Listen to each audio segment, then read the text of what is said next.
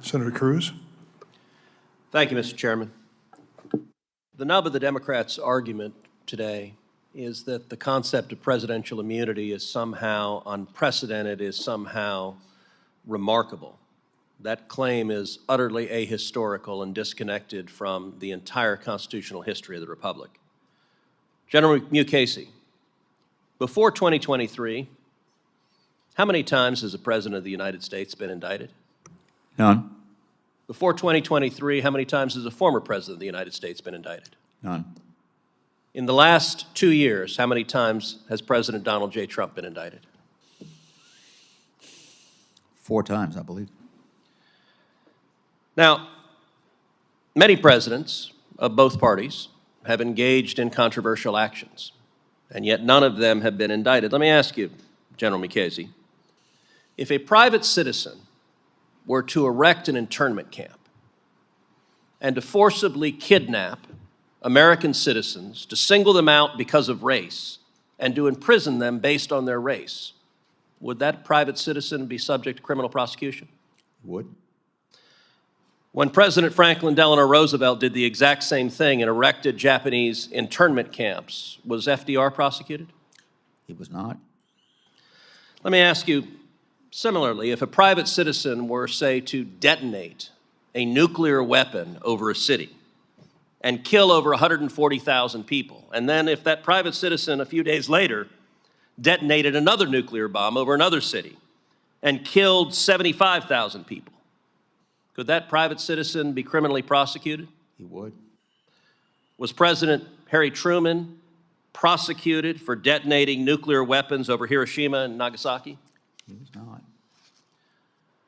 All right, how about this? If a private citizen launched a weaponized drone and killed a United States citizen, could that private citizen be criminally prosecuted? He would.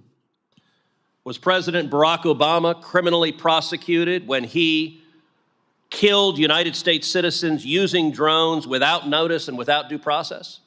He was not. Although, as far as due process is concerned, I believe the comment of my successor to that question was that Anwar al-Awlaki got, quote, all the process that was necessary. Well, although I suspect he might disagree with that assessment were he able to present his case. Right. All right. Let's contrast that with the rules that govern other federal officials. You were a judge for 19 years. As a federal judge, did you have immunity from your official acts? For my official act, yes. Do federal prosecutors have immunity from their official acts? They do.